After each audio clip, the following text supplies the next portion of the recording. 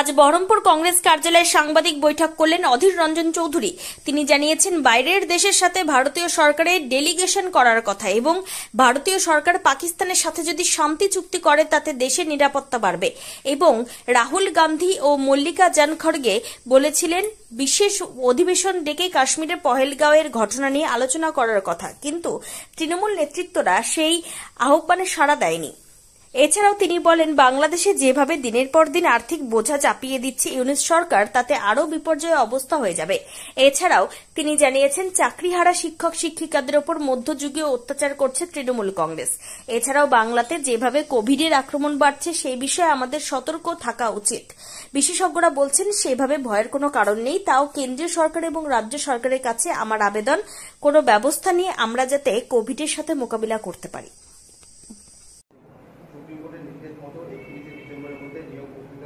প্রক্রিয়া শেষ করতে চায় রাজ্য। 2016 এসএসসি চাকরিহারাদের জন্য বয়সসীমায় থাকছে ছাড়। গ্রুপ ডি, গ্রুপ সি কর্মীদের জন্য বিকল্প ভাবনা সরকারের। চাকরিহারাদের দাবি মৃত্যু পরোয়ানা জারি করছে। দেখুন, মুখ্যমন্ত্রী যেটা করেছিল যে চাকরিহারাদের লালিপপ দেওয়া, মুখ্যমন্ত্রী নিজে সব সমস্যার সমাধান করতে পারে। তার কারণ একটাই, মুখ্যমন্ত্রী নিজে সব সমস্যা তৈরি করার জন্য দায়ী। যে সমস্যা তৈরি করতে জানে সে সমস্যার সমাধান করতে জানে বলে আমি মনে করি। যা সমস্যা হয়েছে সেই সমস্যার স্রষ্টা, তার নাম হচ্ছে মমতা ব্যানার্জি। তাই সেই সমস্যার নিষ্পত্তি করার ক্ষমতা তার ছিল, কিন্তু সে করবে না। ভোটের বাজার, পক্ষে বিপক্ষে যারা আছে কাউকে সে চটাবে না। তুমি চুরি করে চাকরি পাও, ঘুষ দিয়ে চাকরি পাও, আর যোগ্যতায় চাকরি পাও, কোনো ফারাক নাই। তার মধ্যে কোনো প্রভেদ করবে না সে। আপেল আর মাকাল, তার মধ্যে কোনো ভাগাভাগি নেই। আমরাও চাই না কারোর চাকরি যাক, কারোর চাকরিতে যায় না, কিন্তু প্রথম কথা যে যোগ্য যারা, তাদের চাকরিটা তো দেন আপনি, সেটা তো আপনি দিতে পারতেন আরামসে। সব তথ্য আপনার কাছে আছে, সব তথ্য শিক্ষা পর্ষদে আছে। আপনি খালি বাংলার মানুষকে, বাংলার শিক্ষক শিক্ষিকাদের, চাকরিহারাদের খালি আপনি মিথ্যের আশ্রয় নিয়ে তাদেরকে প্রভাবিত করছেন, তাদের সঙ্গে চালাকি করছেন। চালাকি এই কারণেই যে আপনি ইন্ডোর স্টেডিয়ামে বলছেন আমি সকলের জন্য দেখব, সকলের চাকরির ব্যবস্থা করব। সেটা আপনি 5টা প্ল্যান নাকি আপনার হাতে আছে বলেছিলেন। প্ল্যান এ, পর plan B, plan C, plan D, plan E আপনি বলেছিলেন সকলের সাথে। সেই প্ল্যানগুলো কি আমরা কেউ জানলাম না। আপনি জানলেন, আপনি বুঝলেন, আপনি হজম করলেন। আজকে কিন্তু যা হচ্ছে এগুলো আগামী দিনে যোগ্য অযোগ্য সকলের জন্য